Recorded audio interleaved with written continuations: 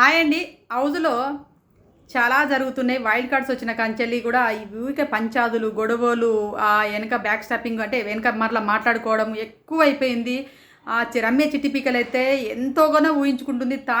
తాను intelligent person, నా అంత ఇంటెలిజెంట్ పర్సన్స్ ఎవ్వరు లేరనే విధంగా ఊహలకెళ్తుంది. ఆ ఊహలేంటి? తర్వాత ఇక్కడ ఉన్నటువంటి ఒక్కొక్కరి ప్లాన్స్ ఏంటిది? ఇమాన్యుయల్ ఏం చేస్తున్నాడు? భరణి గారు ఏం చేస్తున్నాడు? తనుజ ప్లాన్ ఏంటి? వీళ్ళందరి ప్లాన్ల గురించి తెలుసుకోబోయే ముందు నా ఛానల్ ఫస్ట్ టైం చూసినట్లయితే ప్లీజ్ దయచేసి లైక్ చేయండి, ఛానల్ సబ్స్క్రైబ్ చేసుకోండి. ప్లీజ్ ఒక్క లైక్ మాత్రం చేయండి. ఏం లేదండి, హౌస్లో వైల్డ్ కార్డ్స్ వచ్చారు కదా. వైల్డ్ కార్డ్స్ వచ్చిన కంచెలు కూడా వైల్డ్ కార్డ్స్ బయట చూసొచ్చారు. ఫస్ట్ ఆఫ్ ఆల్ ఆయుష ఉంది. ఆయుష అయితే ఇరిటేషన్గా అనిపిస్తుంది. ఆయుష వాయిసే కానీ ఆయుషని చూస్తుంటేనే ఇరిటేషన్ అనిపిస్తుంది. ఏంటంటే ఇక నేను బయట చూసి వచ్చిందే నిజము. ఇక ఈ హౌస్లో వీళ్ళని టార్గెట్గా పెట్టుకోవాలి. వీళ్ళను మనము ఏదో ఒక రచ్చ రంబోలో చేసేసి బయటికి పంపించాలి. నేను ఈ హౌస్లో నేనే తోపు అన్న ఫీలింగ్లో ఆయేషకి, రమ్య పిక్కలు కూడా ఇక్కడ ప్రతి ఒక్కరి పైన నాకు పాయింట్ లేనిది లేదు. ప్రతి ఒక్కరి గురించి చెప్పగలుగుతా. ప్రతి ఒక్కరి జాతకాలు మొత్తం నా చేతుల్లోనే ఉన్నాయి. నాకు తెలిసిన జాతకాలు ఇంకా ఇక్కడ వచ్చిన వాళ్ళకి ఎవరు తెలియదు. అందరి మొత్తం ఏమంటారు గుడ్డలు ఉడిపెక్కి బయట పెట్టినట్టుగా అట్లా నా దగ్గర అన్నీ తెలుసు అనే విధంగా ఆమె కాన్ఫిడెన్సు. ఇక్కడ డాడీ అనే బంధాలు పెట్టుకొని ఇంకా ఎన్ని రోజులు ముందు పోతారో ఈ బంధాన్ని ఇరగొడతా అని చెప్పేసి ఆయుష వీకే పొద్దులెత్తి అదే ముచ్చట్లు. ఇమాన్యుయల్ ఏమో రామరాతుడు ఏంద్రా వీడేంది నిన్న మన దాకా ఎట్లా ఉండే ఇప్పుడు వేరేలా ఉంటాడు, వాడికి ఏంది కాన్ఫిడెన్స్, ఓవర్ కాన్ఫిడెన్స్ ఎక్కువైపోతుంది, వాడు సేవ్ అయిపోతా, నాకు ఏం లేదన్నా, నాకు ఎవరితోనేం పని లేదన్నా, నీ రామరాతోడు ఇట్లా అంటాడని చెప్పేసి ఆయుష దగ్గర కూర్చొని చెప్పడము. ఆయుష అవును నిజంగానే వాందొక జోను అదొక జోనర్లో కూర్చుంటాడు వాడని చెప్పేసి ఈమనడము. ఇక్కడ తనుజ అసలుకు ఏమనుకుంటుందో ఏమో తెలియదు. తనుజ బాండింగ్ విడగొట్టాలి, కళ్యాణికి తనుజకి ఏమైనా మధ్యన ఏమైనా ఉందా అని చెప్పేసి ఆలోచనలు ఇలాంటివన్నీ వాళ్ళకంటే ఎక్కువ వీళ్ళే ఆలోచిస్తున్నారు. ఒకటి మర్చిపోయాను, ఇప్పుడు శ్రీజ వైల్డ్ కార్డ్ ఎంట్రీ అంటే ఇప్పుడు మళ్ళీ వైల్డ్ కార్డ్ ఎంట్రీకి వస్తుందా రాదా అనేది మనకు ఇంకా 99% ఉన్నది. తనకు కూడా తన పైన కూడా ఇప్పుడు పోలీసు వాళ్ళ పైన కూడా ఎఫ్ఐఆర్ బుక్ చేసినట్టు కూడా తెలుస్తుంది. కానీ శ్రీజను హౌస్ నుంచి ఎలిమినేషన్ చేసేది ఎవరు? ఈ వైల్డ్ కార్డ్స్కి వచ్చిన వాళ్ళే కదా. ఆమె బెలూన్ కట్ చేసిరు కదా. ఏ రీజన్లతోనైతే చేసిరో ఆ ఆయుష గారు, పెద్ద మేధావైనటువంటి ఆయుష గారు, నేను తోపు, నేను చూసొచ్చిన నేను అసలు తమిళ బిగ్ బాస్లో నేను తోపులాగా ఆడినా, నేను గొంతేసుకుని అరిచిన కదా, ఇక్కడ కూడా అరిస్తే బాగుంటుందనే ఉద్దేశంతో అరిచింది. ఎలాంటి పాయింట్లతో అరిచింది? తనుజ మీద నువ్వు హౌస్లో ఏడుస్తుంటావు, ఎమోషనల్ బ్లాక్మెయిల్ చేస్తుంటావు, బంధాలను బాండింగ్లో చేసేసుకొని బాండింగ్ ద్వారా నువ్వు గేమ్లు ఆడాలనుకుంటున్నావు, ఎమోషనల్ ద్వారా గేమ్లు ఆడాలనుకుంటున్నావు. నీ వల్ల ఇంకొక అమ్మాయికి అన్యాయం జరుగుతుంది. నీకు ఆట రాని అమ్మాయివి నువ్వు, నీకు ఏమంటారు, నీకు ఏది లేకుండా ఒక స్ట్రాంగ్ కంటెస్టెంట్స్, నీ వల్ల ఒక స్ట్రాంగ్ కంటెస్టెంట్స్కి అన్యాయం జరుగుతుంది. మళ్ళీ దట్టు ఒక అమ్మాయిలకు అన్యాయం జరుగుతుంది. నువ్వు ఏడవడం, ఎమోషనల్ బ్లాక్మెయిల్ చేయడం వల్ల భరణి గారు నీకే సపోర్ట్ చేస్తున్నాడు, మిగతా వాళ్ళకి అన్యాయం చేస్తున్నాడు. అదే పొజిషన్లో నేనున్న రేపు రోజున నీతో పాటు నేను ఆడినా కూడా నాకు కూడా అన్యాయం జరుగుతుంది అని చెప్పేసి ఆ అమ్మాయి అలా చెప్పినటువంటి అమ్మాయి అదే ఇప్పుడు ఈ అమ్మాయి వల్ల అంటే ఎవరు తనుజ ఏడవడం వల్ల తూడవడం వల్ల అదేవిధంగా బంధాలు ఒక ఒక బాయ్ ఫ్రెండ్ ఉంటే సీజన్ మొత్తం నడిపించవచ్చు అని అంటుంది కదా. మరి అలాంటి బంధాలు వద్దు, నాకు ఏదొద్దు అనుకున్నప్పుడు భరణి గారిని అన్నయ్య అని ఎందుకు పిలుస్తుంది? బంధాలే వద్దనుకున్న అమ్మాయి భరణి గారిని అన్నయ్య అంటది. వచ్చి వారం కూడా కాలేదు అన్నయ్య అని బంధం కావాల్సి వచ్చింది ఈ అమ్మాయికి. మరి ఇప్పుడు బంధం వద్దో బంధాలను ఇవ్వకూడదు అనుకున్న అమ్మాయి అన్నయ్య అని ఎందుకు అంటుందో ఇక్కడ ఆయుష గారి ఫ్యాన్స్ ఉంటే దానికి రిప్లై ఇవ్వండి. నేను ఏమైనా తప్పు మాట్లాడుంటే ఆ అమ్మాయి ఏమని పిలుస్తుంది భరణి గారిని అని చెప్పండి. ఆ అమ్మాయి కదా నాకు ఈ బంధాలను ఇవ్వడానికే వచ్చిన నేను ఈ హౌస్లో. బంధాలను అడ్డు పెట్టుకొని ఈ అమ్మాయి ఆట ఆడుతుంది, బంధాలను అడ్డు పెట్టుకొని కన్నింగ్ గేమ్ ఆడుతుంది, బంధాలను అడ్డు పెట్టుకొని సేఫ్ గేమ్ ఆడుతుంది అని చెప్పినటువంటి అమ్మాయే ఏడుతుంది. ఈరోజు ఏంటిది ఏమంటారు, ఒక గేమ్ ఇప్పుడే ఒక టాస్క్ ఆడింది కదా. ఏ టాస్క్ ఆడింది? ఇప్పుడు క్యాప్టెన్ టాస్క్ ఆడింది కదా. ఆ క్యాప్టెన్ టాస్క్లో ఈ అమ్మాయి బాగానే ఆడలేదు అన్నట్లే మంచిగా ఆడింది. ఈ అమ్మాయి కళ్ళజోడు ఎక్కడో పడిపోయింది. కళ్ళజోడు కీ తీసుకొని పరిగెడుతుంటే కళ్ళజోడు కన్ఫెషన్ రూమ్లో అమ్మాయి ఉంటుంది. కన్ఫెషన్ రూమ్లో మన ఎవరు మాధురి గారు ఉంటారు. ఈ ఇద్దరు టీమ్మేట్ అంటారు, మాధురి గారు ఆయుష టీమ్మేట్స్. కన్ఫెషన్ రూమ్లో మాధురి గారు శవపేటికలో ఉంటుంది. ఈ అమ్మాయి కీ ఎత్తుకొని పరిగెడుతుంది అంటే ఇక్కడి నుంచి కీ తీసుకొని వెళ్ళాలి కదా. అక్కడ ఆమె చెప్తుంది, కీ కోడ్ చెప్తే కీ తీసుకొని వెళ్తుంది అన్నట్టు. వెళ్ళే మూమెంట్లో ఈమె స్పెట్స్ ఎక్కడ పడిపోతుంది. అక్కడ పోయిన తర్వాత ఆ కోడ్ ఓపెన్ చేసేటప్పుడు ఓపెన్ చేయలేక బయటకు వచ్చేస్తుంది. మరీ ఫుల్ ఎడుతుంది.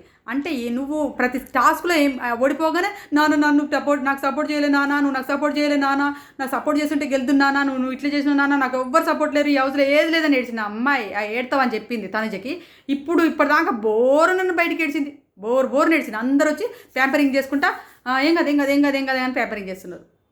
మరి ఇప్పుడు ఎందుకు ఏడుతుంది ఈమె? వచ్చి ఒకటే ఇప్పుడు ఎన్ని రోజులు కాలేదు అప్పుడు ఏడ్చడం మొదలెట్టింది. అప్పుడే అరవడం మొదలెట్టింది, అప్పుడే టార్గెట్ చేయడం మొదలెట్టింది.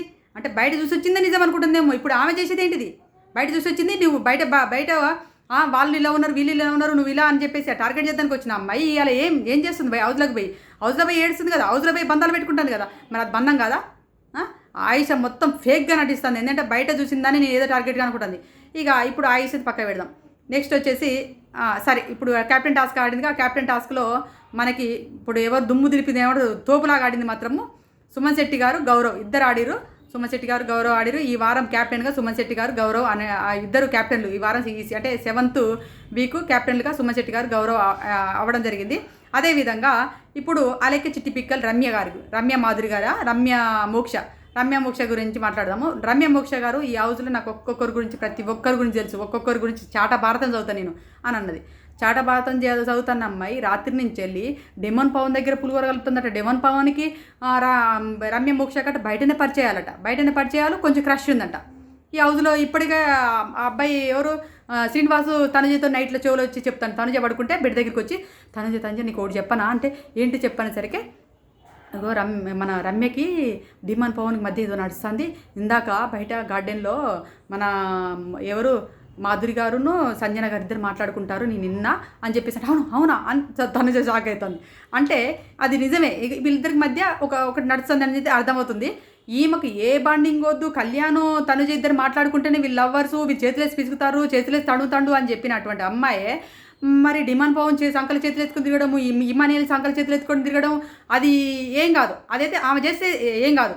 అంటే ఏమంటారు వచ్చింది కానీ ఇక చెప్పేయని శ్రీరంగ నీతులు దూరేదంత సాని కొంపలేదు అంటారు కదా, అలా ఉందన్నట్టు. ఇప్పుడు ఏంటిది, ఈమె చేస్తే రైటు, ఇతరులు చేస్తే తప్పు. ఈమె చేసేదాన్ని రైటు, ఇతరులు చేస్తే తప్పు అన్నట్టుగా బిహేవ్ చేస్తుంది రమ్య మోక్ష గారు. అదేవిధంగా ఇమాన్యుయల్ తనుజ గురించి బ్యాక్ పిచ్చింగు, సంజన గారు తనుజ గురించి బ్యాక్ పిచ్చింగు, తనుజ ఎలా సర్వే అవుతుంది, ఈ అమ్మాయిని ఎడగొట్టాలి, ఈ బంధాలు దిగొట్టాలి, నీ నామినేషన్లు తీసుకొచ్చినా అని చెప్పేసి సంజన గారు కూర్చొని నైట్ మొత్తం ఈ సంజన గారు ఎట్లొచ్చిందిరా ఈ అమ్మాయి, ఎలా వస్తుంది, ఎలా అవుతుందిరా నీ వీళ్ళు, మనం ఎట్టుబడి కప్పు నీ చేతులను ఉండాలి మమ్మీ, నా చేతులను ఉండాలి, మన ఇద్దరం ఉండాలి, మన ఇద్దరే కప్పు అని చెప్పేసి ఇమాన్యులు. ఇక బర్ని గారి ఫ్యామిలీ అంటే బర్ని గారిని బర్ని గారు ఏమన్నా ఫ్యామిలీ వాళ్ళ కుటుంబాన్ని తీసుకొచ్చి పెట్టిండా? నువ్వెట్లా ఏర్పరచుకున్నావు? ఇమాన్యుయల్ అయినటువంటి పర్సన్ అమ్మని నువ్వెట్లా ఏర్పరచుకున్నావు? వాళ్ళు నాన్ననే ఒక బాండ్ ఏర్పరచుకున్నారు, అన్నానే ఒక బాండ్ ఏర్పరచుకున్నారు. నీకు బంధం అంటారు అన్నప్పుడు వాళ్ళ బంధాలు ఎందుకు కించపరిచినట్టుగా మాట్లాడుతున్నాడు? ఈయన వల్లనే ఇమాన్యుయల్ దాన్ని పెద్ద హైలైట్ చేయడం వల్లనే ఈ జనాలకి వెళ్ళింది. ఇమాన్యుయల్కి ఆయన బంధం కనబడతలేదు, ఈ ఇతరుల బంధాలు మాత్రం పోగు చేస్తున్నాడు. నిన్న మొన్నటి దాకా అందరితో ఉన్నప్పుడు ఈ వైల్డ్ కార్డ్స్ రానప్పుడు ఏది లేదు. వైల్డ్ కార్డ్స్ అయితే ఎప్పుడైతే వచ్చిర్రో ఇప్పుడు మన ఎవరిది బర్ని గారి బంధాల గురించి, బర్ని గారి ఫ్యామిలీ బాండింగ్, బర్ని గారు చిన్న బిడ్డ పెద్ద బిడ్డ చెల్లెలు అని చెప్పేసి ఇప్పుడు ఇమాన్యుయల్ దానిపైన ఫోకస్ పెట్టేసి హైలైట్ చేయడానికి ట్రై చేస్తున్నాడు. ఇమాన్యుయల్ అలా కన్నింగ్ గేమ్ ఆడుతున్నాడు. ఒక్కొక్కరు ఒక్కొక్క తీరు అన్నట్టు అలాంటి కన్నింగ్ గేమ్ ఆడుతున్నాడు. తర్వాత అదే విధంగా వచ్చినటువంటి శ్రీనివాసు కూడా తనుజ ఎలా సర్వ్ అవుతుంది, తనుజని మనం నామినేషన్లో పెట్టాల్సి ఉందని మిస్ అయిపోయింది. నేను కూడా రమ్య మోక్ష అంటే నేను నామినేషన్లో ఇప్పుడు ఆయుష్ అయితే ఏ పాయింట్ చెప్పిందో కొన్ని తక్కువ చెప్పింది, ఇంకా నా మనసులో ఇంకా చాలా ఎక్కువ చెప్పాల్సింది ఉండే అని అంటుంది. వచ్చే వారం తనుజనట నామినేషన్లో పెడతాడు. తనుజని ఇప్పుడు ఇదే పాయింట్లతో నామినేషన్ పెడితే ఇప్పటికే ఇంకా ఏమంటారు, ఇప్పుడు బయట నుంచి చూసి వచ్చిందని చెప్పేసి అనుకుంటున్నాం. బయట నుంచి చూసి వచ్చింది, తనుజ కూడా మస్తు హైలైట్గా మాట్లాడింది, ఆయుషకి ఇచ్చి పడేసింది అనుకున్నాం. రమ్య మోక్ష మళ్ళీ సేమ్ అదే రీజన్తో వేసింటే తిప్పాల్సి రీజన్లు అన్నట్టే. బయట చూసి వచ్చి ఇంకెన్ని వారాలు నామినేషన్ చేసుకుంటూ పోతారు, ఇంకెన్ని వారాలు ఇప్పుడు ఎవరు బంధాలు కనపడతలేదా, మీరు పెట్టుకోవట్లేదా బంధాలు అనేది నాకు అనిపిస్తుంది. మీకు కూడా నాలాగా అనిపిస్తే మాత్రం కామెంట్ చేయండి. ఇది నా సొంత అభిప్రాయం, మీకు ఎవరికైనా నట్టయితే సారీ అండి. నాకు ఎట్లా అనిపిస్తుందో అది చెప్తున్నా. హౌస్లో జరిగే అంతా ఇలా జరుగుతుంది. ఈ ఎవరు మళ్ళా మన ఎవరు మాధురి గారు వచ్చేసేమో ఇక టార్గెటింగ్గా ఇప్పుడు లోపల ఒక్కలాగా బయటకేమో అందరిని కలుపుకోబోయినట్టుగా బర్ని గారి ఫ్యామిలీలో చేరుతుందేమో. ఇప్పుడు బర్ని గారి ఫ్యామిలీతో కొద్దిగా క్లోజ్గా ఉంటుంది, బయటకేమో ఇలా కనపడుతుంది. లోపల వేసే కుట్రలు లోపల వేస్తుంది, తను కూడా లోపల వేస్తుంది. ఉత్తగా ఏమంటారు మధ్యలో ముగ్గురు ఏదైనా ఇప్పుడు ఇద్దరి మధ్య గొడవ అవుతుంది అనుకో, వాళ్ళిద్దరి మధ్య గొడవలకి ఏ సంబంధం లేకపోయినా దూరి గట్టిగా అరవడం స్టార్ట్ చేస్తుంది. ఇలా జరుగుతుంది. ఇక ఇక్కడికి వచ్చేసరికి ఇక కళ్యాణ్ విషయం. కళ్యాణ్ ఇంకా కూడా తనుజ నుండి ఏదో ఎక్స్పెక్ట్ చేస్తాడు, ఏదో ఎక్స్పెక్ట్ చేస్తాడు ఆమె నుండి ఏదో ఒకటి. అది తేల్చి చెప్తలేడు, జనాలకు అర్థమయ్యే విధంగా ఏంటి అది నాకు అనిపిస్తుంది. ఇలా పులిగోర కలుపుకుంటూ పోతే మాత్రం తనుజకు అసలు ఇష్టం లేదు ఆ అమ్మాయికి. ఇంతకుముందు కూడా బెడి మీద కూర్చొని అరే మాధు నన్ను ఎవరైనా ఈ అవతలో ఏదనంటే నీకు ఏమనిపిస్తుంది, నీకు బాధ అనిపిస్తుందా లేదా, అది ఏందో చెప్పురా, సూటిగా చెప్పురా, నీకు బాధ ఏంటిదా, బాధ ఏందిరా, చెప్పు, సూటిగా చెప్పురా, నువ్వు అసలు ఏమనుకుంటున్నావు కళ్యాణ్ అని తనుజ అడుగుతుంది. అసలు నీ ఉద్దేశం ఏంటి, నువ్వేమనుకుంటున్నావు చెప్పురా అంటే, నన్ను ఎవరన్నా అంటే నీకు ఏమనిపిస్తుంది చెప్పు, నీకు బాధ అనిపిస్తుందా లేదా అని చిన్నగా ఏదో చెప్పి ఏదో దీర్ఘం తీసి చెప్తాంటే చిర్రాకు అనిపిస్తుంది, ఇరిటేషన్ అనిపిస్తుంది. ఆ అబ్బాయి మారాలి ఏంద్రా, అందుకని అంటారు నిన్ను చైల్డ్ ఆర్టిస్ట్ అని అందుకన్నారా, చైల్డ్ అని ఎందుకు అంటారా, అసలు నువ్వేం మాట్లాడుతున్నావు అర్థం కావట్లేదు అంటే, అనవసరంగా అంటే నీకు బాధ అనిపిస్తుంది, అనవసరంగా అంటే ఎవరైనా బాధపడతారా, ఆడ ఏదైనా పాయింట్ లేకపోతే ఏదైనా ఆర్గ్యూలో నేను ఎవరైనా గొప్పడితే నిన్నే కాదు ఎవరిని గొప్పట్టే నాకు అదే అనిపిస్తుంది, ఆ ప్లేస్లో నేనున్నా కూడా నేను అట్లే ఫీల్ అవుతా కదరా అని చెప్పేసి తనుజ అంటే దాన్ని యాడికో తిప్పి అటుపక్క ఎదురుగా రీతు చదువుని కూర్చోబెట్టి ఇటు బెడ్ మీద తనుజ కూర్చుంది, ఇటు పక్క పవన్ కళ్యాణ్ కూర్చుంటాడు, బాత్రూంలో డిమాండ్ పవన్ ఉంటాడు, డిమాండ్ పవన్ ఎక్స్ప్లెయిన్ చేస్తూ ఉంటారు ఇద్దరు కదా. ఏది రీతు చౌదరి డిమాండ్ పవన్ కలిసి తనుజకు మన కళ్యాణ్కి ఏదైనా పులిగోర కల్పించే బాధ్యత మరి మూట కట్టుకున్నదో ఏమో తెలియదు. ఇప్పుడు కళ్యాణ్ ఎక్స్ప్లెయిన్ చేసేది తనుజకు అర్థమైనా కూడా దాన్ని అవాయిడ్ చేస్తుంటే వీళ్ళిద్దరు ఇంకా అది కాదురా ఇది అని చెప్పేసి చెప్పడము, అది ఎంతవరకు కరెక్టో అర్థం కావట్లేదు. ఈ పులిగోర బ్యాచ్లు, ఈ పులిగోర యాంగిల్ పవన్ కళ్యాణ్ మార్చుకోకపోతే మాత్రం ఈయనకు ఉన్నటువంటి ఓటింగ్ అనేది డబాలు పడిపోద్ది. ఎందుకంటే వీళ్ళు అక్కడ టార్గెట్గానే తనుజని కళ్యాణ్ పెట్టుకొని వచ్చిండు. ఈయన బిహేవియర్ మార్చుకోవాలని నేను అంటున్నా, ఎంతవరకు మార్చుకుంటాడో ఈ మార్చుకునేలా కనబడతలేదు. ఈ సీజన్ మొత్తం ఇట్లనే ఉంటే మాత్రం ఈయనకు ఇప్పుడు ఏమంటారు విన్నింగ్ మెటీరియల్ ఉందనుకున్నా, ఆ విన్నింగ్ మెటీరియల్ కూడా పడిపోయే అవకాశాలు మాత్రం పుష్కలంగా కనబడుతున్నాయి.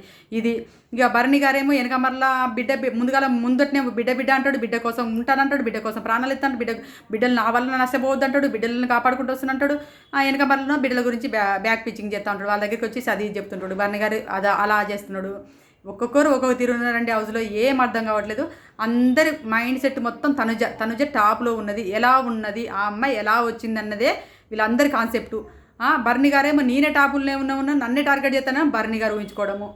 తనుజకు ఆల్రెడీ అర్థమైపోయింది ఇక్కడ సీన్ ఏం జరుగుతుంది, ఎవరు ఎలా పోతురు అని తనుజకు అర్థమైపోయే కళ్యాణ్కి చిక్క చెప్తుంది. కళ్యాణ్ ఏంటిదిరా చెప్పురా నీకు నీ బాధ ఏంటో చెప్పురా, నువ్వు ఇలా ఉండరా, ఫ్రీగా ఉండరా, అందరిలాగా ఫ్రీగా ఉండరా అని చెప్పేసి అమ్మాయి ఎంతకని చెప్తుంది. సీజన్ మొదలైన కాంచెలు ఇద్దరు క్లోజ్నెస్ మొదలైన కాంచెలు ఇదే చెప్తుంది. ఏమంటారు పాడిన పాట పాడరా పాస్పాల దాసరా, ఈ అమ్మాయి చెప్తూనే ఉంది, అబ్బాయి అదే చెప్తాడు. ఇంకెన్నడూ తెలుసుకుంటాడు. ఇంకా చిన్నపిల్లడు మనసత్వం అంటే ఎన్ని రోజులు చిన్నపిల్ల మనసత్వం వచ్చిన వాళ్ళు చెప్పారు. అంతకుముందు దివ్యనికైతే చెప్పింది, అంతమంది చెప్పుకుంటూ పోతున్నా కూడా కళ్యాణ్ మారకపోతే కష్టమే నాకు అనిపించింది. ఇదండి ఈరోజు రివ్యూ. ఈరోజు అయితే మన సుమన్ శెట్టి గారి ఫ్యాన్స్ అయితే పండుగ చేసుకోవచ్చు, సుమన్ శెట్టి గారు క్యాప్టెన్ అయ్యిండు. ఇది ఈరోజు అంటే నేను లైవ్ మొత్తంలో చూసినటువంటి రివ్యూ ఇది. ఎపిసోడ్లో ఏమైనా కొత్తగా ఏదైనా చెప్పాలనిపిస్తే మాత్రం ఎపిసోడ్లో చెప్తా. ఇది ప్లీజ్ దయచేసి మాత్రం నా రివ్యూస్ నచ్చితే లైక్ చేయడానికైతే ట్రై చేయండి ప్లీజ్.